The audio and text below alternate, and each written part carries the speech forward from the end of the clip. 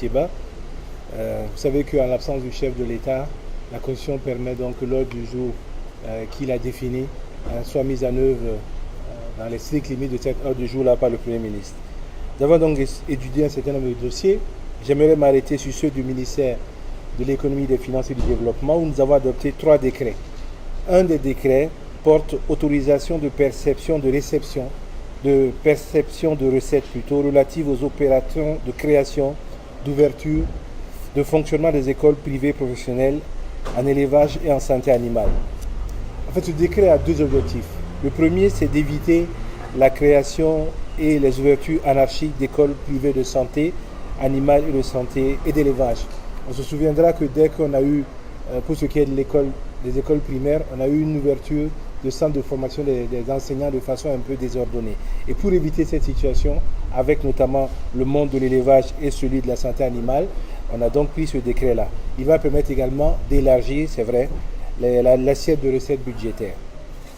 Le deuxième décret a été donc un deuxième dossier, c'est celui du ministère du Commerce, de l'Industrie et de l'Artisanat. Et nous conseille d'adopter un rapport relatif à la sécurisation de l'approvisionnement du Burkina Faso en hydrocarbures. Il s'agit donc d'un schéma d'appurement de la dette de l'État vis-à-vis de la SONABEL, également de l'examen de l'adoption d'un projet de mécanisme de réajustement des prix des hydrocarbures à la pompe et la décision d'augmenter donc le prix du super et du gasoil, les deux seulement, de 75 francs CFA pour compter de demain. Il y a également un décret qui a été pris en ce qui concerne donc la création de ce qu'on a appelé le Burkina Connect. C'est un mécanisme de participation des jeunes à la vie politique, mais également par le renforcement de leur capacité entrepreneuriale. C'est un modèle qui existe donc au niveau du Rwanda, qui a été plébiscité par les pays africains. Et donc le Burkina, par ce décret-là, met en œuvre également ce projet.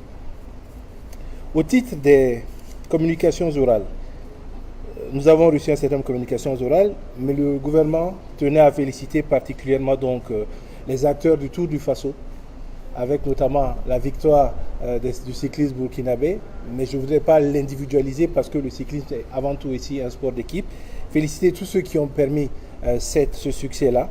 Féliciter également les sécurités, que ce soit au niveau du CIAO comme du Tour du Faso, mais également au niveau des récréatales. À ce titre-là, donc, le Conseil a fait une mention particulière donc, pour cette initiative privée-là, qui, dans une période difficile pour le Burkina, montre la résilience et la force d'organisation des Burkinabés. Une mention donc spéciale a été faite pour le Sorgho, le vainqueur du Tour du Faso, pour la tenue du CIAO, mais également pour la tenue des récréatales. Voilà donc ce que je voulais dire au titre des communications orales. Si vous avez des questions, je suis à vous. Est-ce que le gouvernement a pris des actions pour les miniers de Kabonga? Il y a un travail qui est fait sur les questions sécuritaires sur lesquelles je n'aimerais pas trop m'étendre. C'est comme par exemple l'attaque du poste ce matin. Les ministres en charge des questions nous ont apporté des éléments de réponse. Et vous savez, aujourd'hui, le plus important pour les Burkinabés, au-delà des effets d'annonce, c'est les effets de résultats. Donc nous voulions que cela se concrétise. Il en est de même pour la question des écoles qui sont fermées, que ce soit au primaire ou ce soit au post-primaire, à l'est, au nord, ou également au Sahel. Les ministres ont fait le point et les différents conseils de cabinet qui se tiennent permettront d'apporter des réponses définitivement à ces questions-là. Voilà.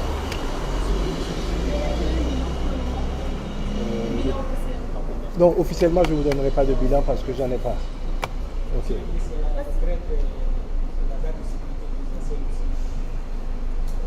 Oui, la question n'a pas été abordée par le Conseil. Le ministre de la Justice n'étant pas présent au Conseil, je pense que sur cette question, les responsables de la garde de sécurité pénitentiaire ont fait des déclarations qui vous sont parvenues dans vos différents organes qui annoncent leur point de vue par rapport à ces questions-là.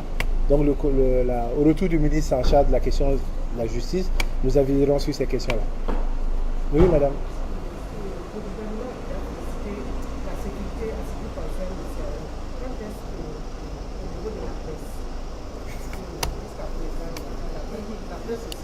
À faire le travail.